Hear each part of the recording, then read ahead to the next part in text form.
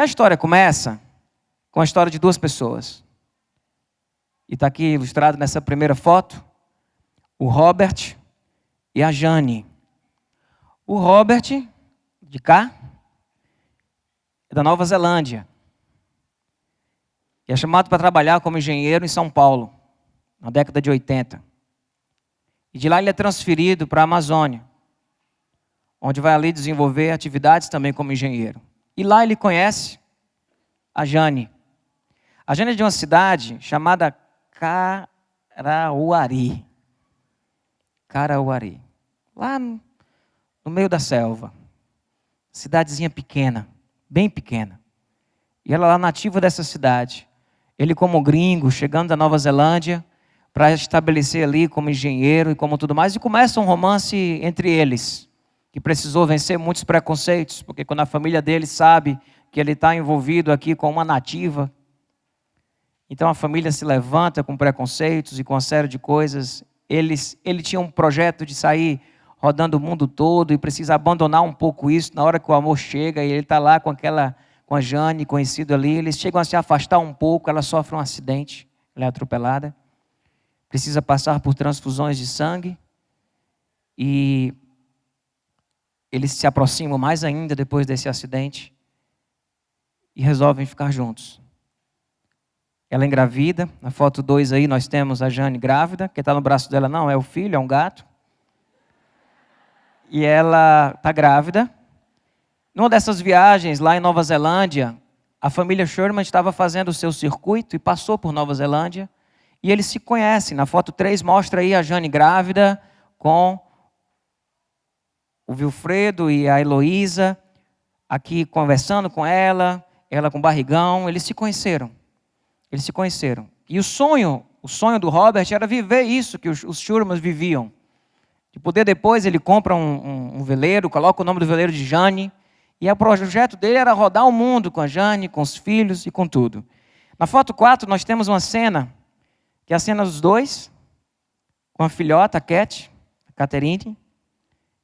E a legenda aqui parece tudo, o mundo pode ser perfeito e parece perfeito. Só, meus irmãos, que a Jane descobre que no acidente que ela teve, ainda na Amazônia, na transfusão de sangue, ela tinha contraído HIV.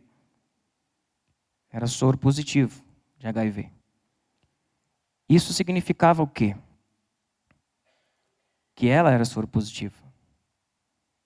Que o Robert tinha se transformado também em soro positivo. E que a Cat também era soro positivo. Entendem? A vida deles, então, vira de cabeça para baixo. A gente tem na próxima foto aí, ela já com sequelas da doença, do vírus. Na foto 5, com a Cat já nascida, pequenininha, talvez aí com 1 ano. E a gente vê visivelmente já o efeito disso. Na foto 6, nós temos já o Robert sozinho com a Cat, porque rápido ela parte. Ela não continua. O Robert sozinho com a Cat, e aí o cara com a sua filha, sabendo que ele também ia morrer. Naquela época os tratamentos não eram como é hoje. Que ele também ia morrer. E que a filha também teria uma vida complicada e provavelmente curta. E aí que ele pega a filha e vai para o Rio de Janeiro. E lá no Rio de Janeiro, na foto 7, ele se encontra de novo com a família Sherman. E lá juntos eles conversam. E ele faz uma proposta para o casal, Heloísa e Wilfredo, de que eles adotem a filha dele. Ele queria que Cat fosse criada e cuidada por eles. Ele não queria que Cat acompanhasse simplesmente o pai morrendo, mas ela queria que ela pudesse, o pouco que vivesse, pudesse viver ao lado de pessoas e de uma família que pudesse acrescentar muito na vida. Ele doente não teria essa possibilidade. E é feito todo o procedimento legal. Na foto 8 nós já temos a Cat com a Heloísa e com o Wilfredo, adotada.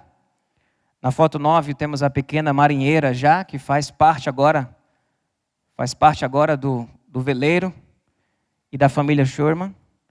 Na foto 10 nós temos a família completa, o casal, os 3 filhos já grandes, já não nem mesmo mais passeando com o pai e fazendo as... Mas a Cat, sim, passou a viajar junto com o casal, junto com o pai. Na foto 11 nós temos essas duas fotos, que é a foto que é a capa do livro, a foto que mostra ela e a alegria dela e tudo que ela viveu. Ela, aos 13 anos de idade, vive até os 13 anos de idade intensamente, fazendo todo tipo de tratamento que possa imaginar, e com 13 anos de idade, ela morre. Isso em 2006. Ela morre, vem a falecer. E essa é a história. E o livro conta isso. E conta do impacto que Cat foi na vida dessa família. E quando eu li esse livro, eu já contei para vocês que foi muito chocante para mim. Foi muito chocante para mim ler a história. Eu fui lendo no avião e eu chorava, e eu chorava, e eu chorava. E eu queria parar de ler para parar de chorar, mas eu não queria parar de ler, porque eu queria saber o que ia acontecer. Porque para mim foi muito forte perceber essa expressão de amor. E a pergunta que me veio foi: que amor é esse? Que amor é esse? De uma família que muda tudo que ela tem ali, já de repente eles estavam ali, já criamos os nossos filhos, agora a gente vai viver aqui a nossa vida, agora a gente vai aqui, sabe, só nós dois, vamos curtir, vamos viajar, e de repente eles pegam uma menina com AIDS, adotam essa menina e entram num contexto de tratamento, de despesa, de viagens, de enfrentar uma série de coisas. Que amor é esse? Que amor é esse? E a pergunta que eu faço é: pode o ser humano amar assim? Pode o ser humano amar dessa forma? E o que significa de fato ser humano? O que significa de fato ser humano? Será que ser humano é ser bom ou é ser ruim? Quando a gente diz que você é um ser humano, isso quer dizer que você é bom ou quer dizer que você é ruim? Eu olho para essa história e o olhar que eu tenho é de olhar para isso e dizer que o ser humano, ele é bom.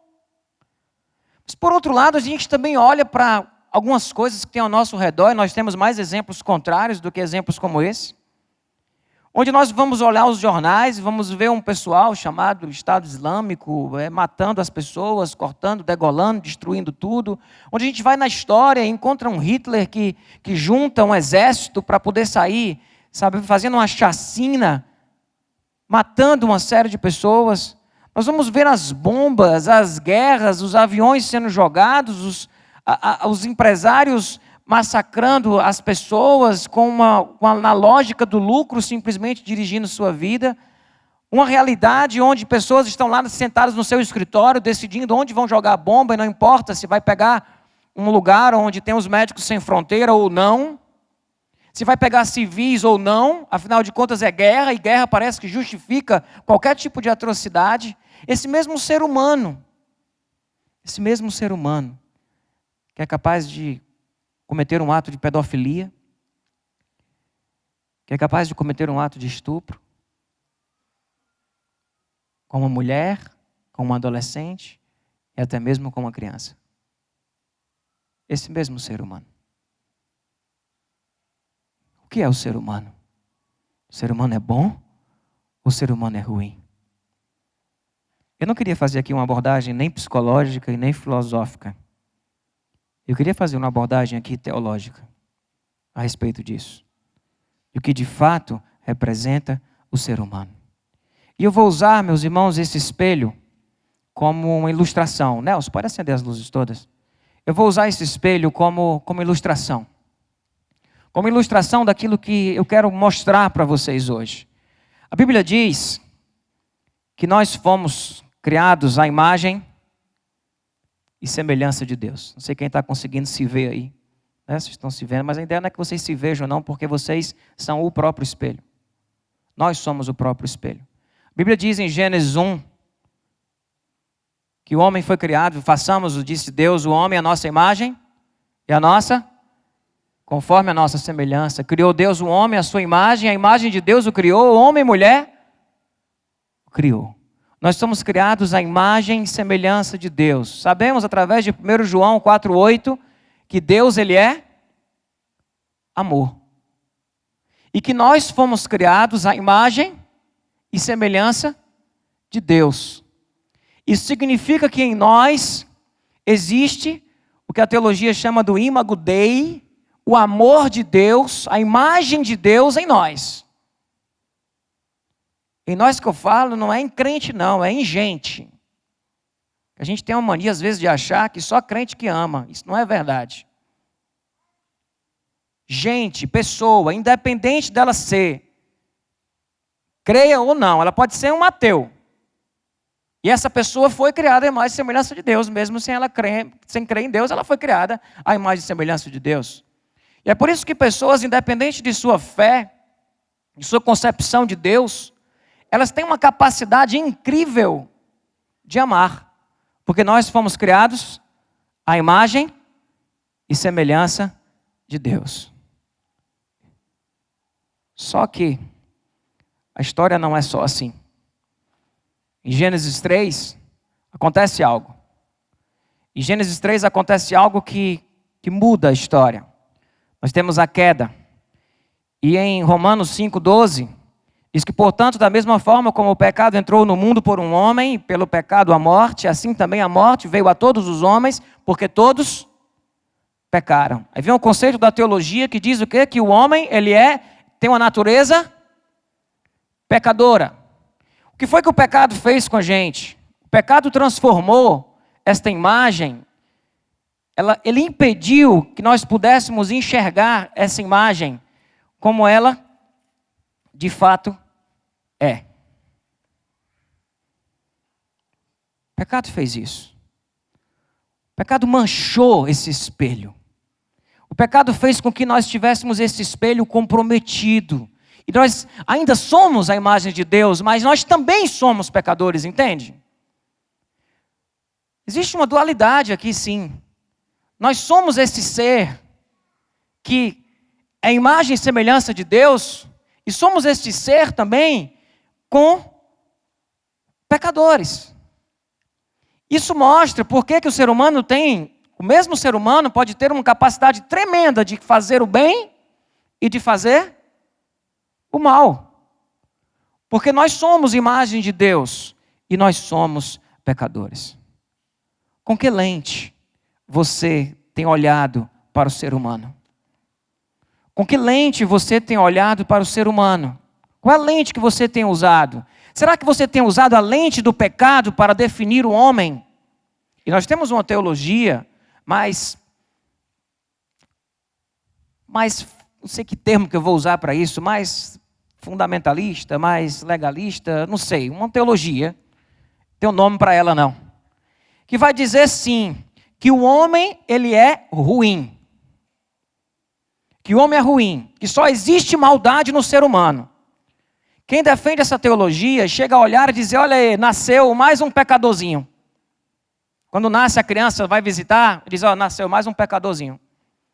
Porque está olhando para o ser humano pela lente simplesmente da realidade do pecado, que é uma realidade. Então está dizendo, está nascendo um pecador. Chegam a dizer, e olhar para mulheres grávidas e dizer que você carrega na sua barriga é um descendente de Satanás. Por causa da descendência do pecado. Descendente da serpente, é esse o termo usado. Que foi concebido no pecado. E que é pecador. E define o ser humano como sendo esse ser pecador, simplesmente. Esse ser que é descendente da serpente.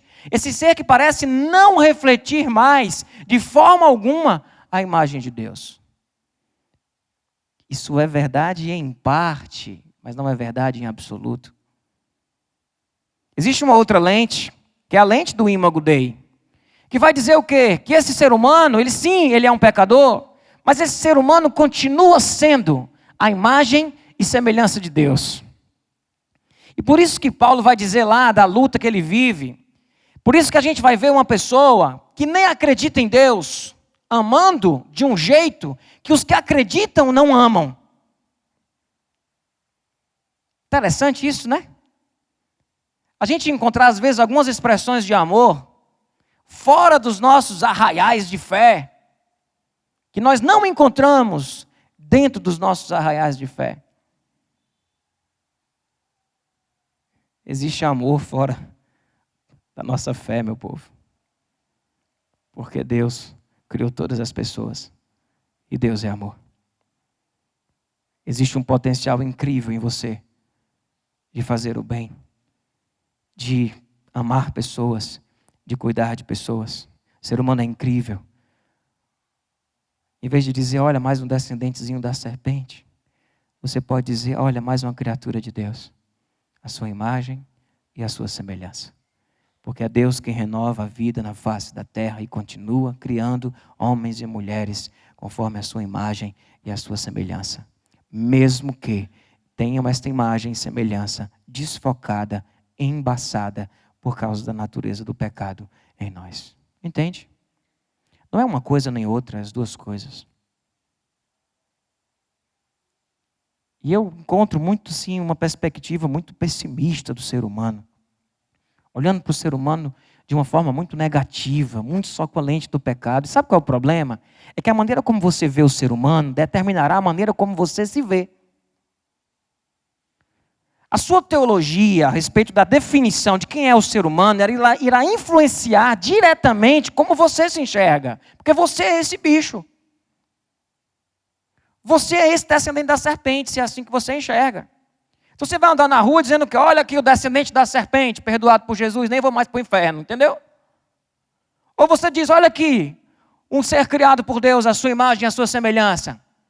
Que por causa do pecado me prejudiquei em fazer isso, mas tenho sido restaurado a partir da revelação da imagem de Deus em mim. É diferente completamente. Isso vai influenciar diretamente a sua imagem, a imagem que você tem de você mesmo. Porque você olha para o ser humano só como uma coisa ruim, você não enxerga a beleza, não consegue perceber o quanto o ser humano, ele é maravilhoso em muitos aspectos. Existem algumas concepções que são fatalistas, que colocam o ser humano como o pior bicho da terra. O pior bicho da terra, e não é. E não é. O ser humano continua sendo uma obra criada por Deus. E tudo que Deus criou é bom. Antes de ser mal, é bom. E nós precisamos olhar para o ser humano dessa forma. Antes de apresentar uma outra lente, vamos voltar aqui para o espelho. Sabe por quê? Porque essa obscuridade desse ímago Dei vai depender também muito da história de cada um de nós. Você tem uma história. No livro aqui e no filme tem a Bárbara. Vamos para a Bárbara? Quem é a Bárbara? A Bárbara é a mãe do Robert. Que olhou para a nativazinha lá da Amazônia como se ela fosse uma prostituta. Um passatempo na vida dele. Como é que você vai se envolver com a nativa? E a gente aqui somos nata e vai envolver com esse tipo de pessoa. E um preconceito muito forte a respeito de uma série de coisas, não deixar o filho viver. A gente vê a Bárbara como uma pessoa que tem dificuldade de amar. E eu fico pensando, como é que foi a história da Bárbara? Como é que foi a sua história? Porque dependendo de como foi sua história, talvez esse imago Dei ele tenha ficado mais complicado, entende? Você tenha tido experiências que foram afetando essa sua transparência desse amor de Deus, dessa imagem de Deus. E você foi ficando mais opaco, você foi ficando mais fechado. Como é que foi sua história?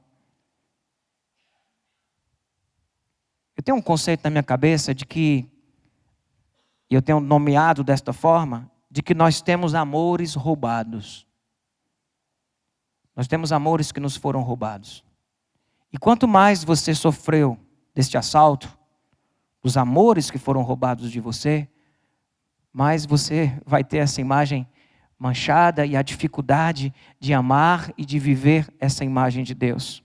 Quais foram os amores roubados da sua vida? Você consegue identificar? Seus pais? Será que por causa de uma morte? Morreu e de repente você se sentiu roubado no amor e fez falta? Uma separação? Uma alienação parental? Quais foram os amores roubados? Os conflitos? conflitos de relacionamento, as diferenças, e aí você de repente se vê roubado deste amor, dessa experiência de amor tão forte com os pais, um abandono. Você foi abandonado pelo seu pai, pela sua mãe, um abandono que às vezes não é um abandono físico, é um abandono emocional, é um abandono que tem a ver com estar junto e não estar, de estar perto e não estar. Será que os seus amigos, você teve amores roubados? A Cat sofreu isso, porque a Cat, como pequenininha, não se desenvolvia, ia para a escola e chegava lá e todo mundo fazia hora com ela. Você teve amores roubados na sua história? Onde o amor do seu colega, do seu amigo, daquela pessoa que você queria estar junto, não foi correspondido porque você talvez fosse pequeno ou gordo? Quais foram os amores roubados na sua história? Eu, quando era pequeno, meu apelido era Saco de Leite. Não rio não, que isso me machuca. Que a galera aí mesmo. Era Saco de Leite, era Bate-Guti, porque eu pegava sol, ficava rosa. Pratinha, botijão de gás da Butano. Você sentiu isso? Amores roubados na sua história? Por causa de uma série de coisas. Seus irmãos. Você sente que o amor do seu irmão foi roubado? José sofreu isso. Teve o amor dos seus irmãos roubado por causa de uma disputa.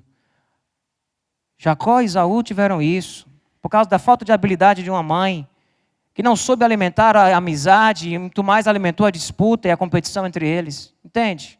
Amores roubados, o amor de um irmão, as paixões por não ser correspondido, por não merecer por não ser autossuficiente, por não ser calmo o suficiente, por não ser bonito o suficiente, por não ser inteligente o suficiente. E quando tudo parece insuficiente, parece que é mais difícil da gente encontrar a nossa paixão, né?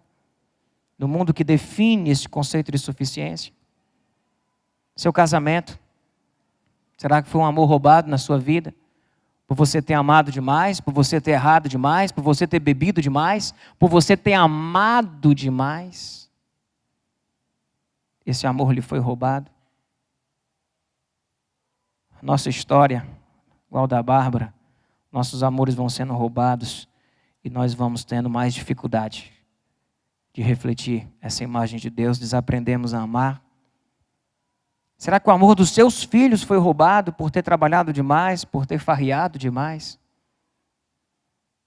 por ter se separado? Entende?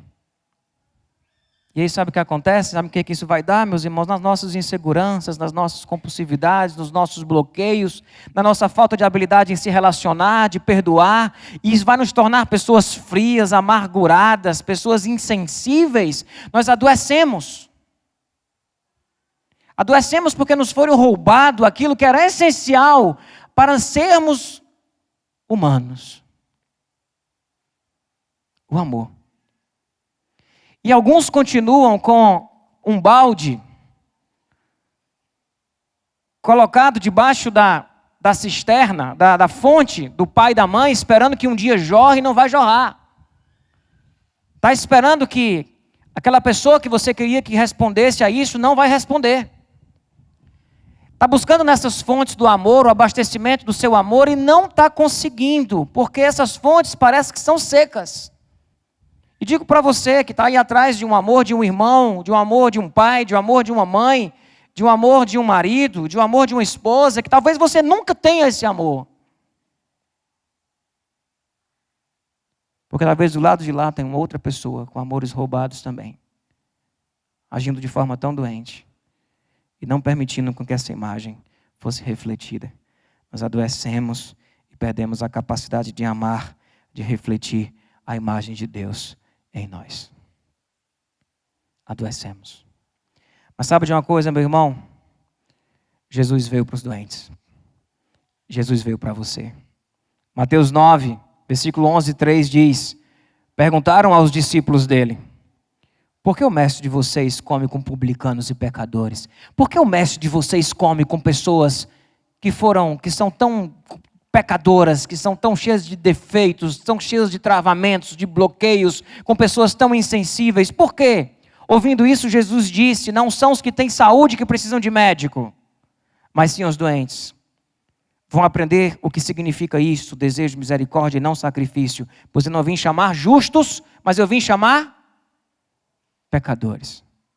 Jesus veio justamente para você, que é essa pessoa, que em essência é a imagem de Deus, em essência tem uma natureza pecadora e foi maculado pelo pecado também de outras pessoas, e onde a sua capacidade de amar, ela foi saindo pelo ralo. Você foi se tornando uma pessoa difícil, uma pessoa que não chora, que não abraça, que não pede perdão. Você foi uma pessoa que não perdoa, porque ninguém merece seu perdão, e você se agarra na sua mágoa e vai para o buraco da depressão junto com ela. Você se transforma numa pessoa que não consegue dar, está focado no receber. E quando dá como forma doente de tentar manipular o outro, ou de tentar se sentir simplesmente importante, não é como ato de amor, é como forma de sobrevivência emocional. Entende? Adoecemos, somos esses doentes. Bonhoeffer é um teólogo alemão, ele diz que Jesus veio mostrar quem Deus é e veio mostrar quem o homem pode ser. Jesus revela quem Deus é amor, e vem revelar quem o homem pode ser, o homem pode amar. Porque ele se faz homem, habita no meio de nós, é sujeito às mesmas paixões que nós, e ama até o fim. E ama todos os seus, até o fim, todo momento. Jesus mostra a nossa humanidade, como seres humanos, nós não somos descendente de serpente, coisa nenhuma. Nós temos sim o efeito do pecado na vida da gente, mas nós somos criaturas de Deus, criados à imagem e semelhança de Deus. Que estamos sim, por causa da nossa história, do pecado da gente, do pecado de outras pessoas, com esse espelho que parece que não reflete mais nada da imagem de Deus, entende? Você está ali, aí Deus olha para você e a imagem dele não reflete para ninguém. Porque você está todo bloqueado, todo fechado. Nós precisamos, meus irmãos, usar a lente de Jesus. Não é a lente nem do pecado, é do ímago Dei, juntos os dois, Jesus vem, acaba com esse negócio e resolve o problema. Em Hebreus 1:3 diz que o Filho é o esplendor da glória de Deus, a expressão exata do seu ser. E Jesus vai fazendo uma obra na vida da gente, ajudando a gente vai perdoando a gente. Ele vai fazendo uma obra que limpa a gente. Vai limpando com carinho, com afeto. Ele vai cuidando de nós. Ele vai revelando o amor dele em nós. Nós continuamos ainda com muita coisa manchada, mas já dá para enxergar. E a gente meio que como pelas brechas começa agora a enxergar esse Deus manifestado na vida da gente, entende? E ele vai passando a mão dele na gente, vai perdoando, vai restaurando a imagem de Deus em nós. E vai chegando uma hora em que nós vamos tendo nossa vida transformada. Ele é a fonte do amor. Ele vai agindo na vida da gente. Vai restaurando nossa vida. E vai revelando a glória dele em nós. Entende, irmão? Vai revelando. A gente às vezes é usado por Deus para limpar. A gente sai meio assim, sabe? A gente sai assim, sujo, com as unhas pretas, parecendo que fez churrasco. Deus vai fazendo isso na vida da gente, vai revelando a glória dele, vai perdoando a gente. O Filho é o resplendor da glória de Deus e a expressão exata do seu ser. Eu queria dizer a Heloísa e o Vilfredo que vocês são um exemplo de que o ser humano, ele é especial.